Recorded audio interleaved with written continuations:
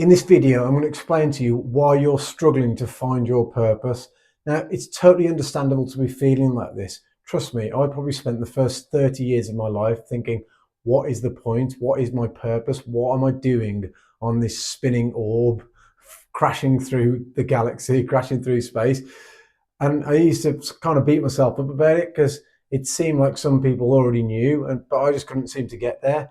But eventually I got to a point where I understood it. I was thinking about it in the wrong way and I was approaching it in the wrong way.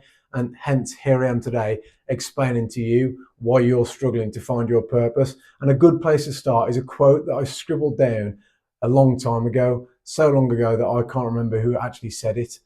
And the quote is, "You'll never find your purpose if you're seeking it to fill a void."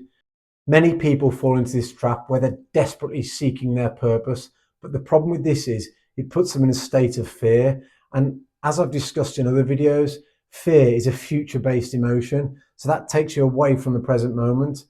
And happiness, contentment, and your purpose all exist in the present moment. You see, yesterday has been and gone, and tomorrow may never come. So all we have is the here and now. And the happiest people that I've ever met are people who focus on each second. They don't think beyond it, and they don't look into the past. They're not focusing on the minute, they're not focusing on the day, they're not focusing on the week or the year. They're just focusing on now, because anything could change in the next second. Therefore, you have to try and find happiness and contentment, and therefore your purpose, in this moment. So living in that fear takes you even further away from your purpose. You see, if you're constantly seeking it, you're in a rush to try and fix it.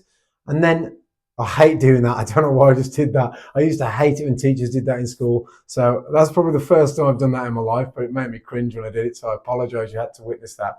When you're rushing to fix it, I had to resist the urge of doing it again then. You end up settling on something that you think is your purpose when actually it's not.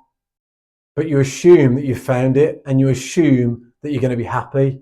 But unfortunately, happiness isn't instantaneous. It takes time to build up to, and so does your purpose. It takes time to get to that point.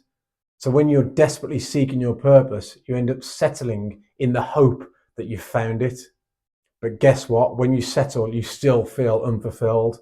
That's because it was only an assumption and it was only hope. And those two things are very fragile because this wasn't truly your purpose. The other aspect of this is if you're seeking your purpose but don't find it, there's a sense of a wasted potential, and we often attach our self-worth to our potential. So when that goes, we lose our self-worth as well. So it's like a double-edged sword.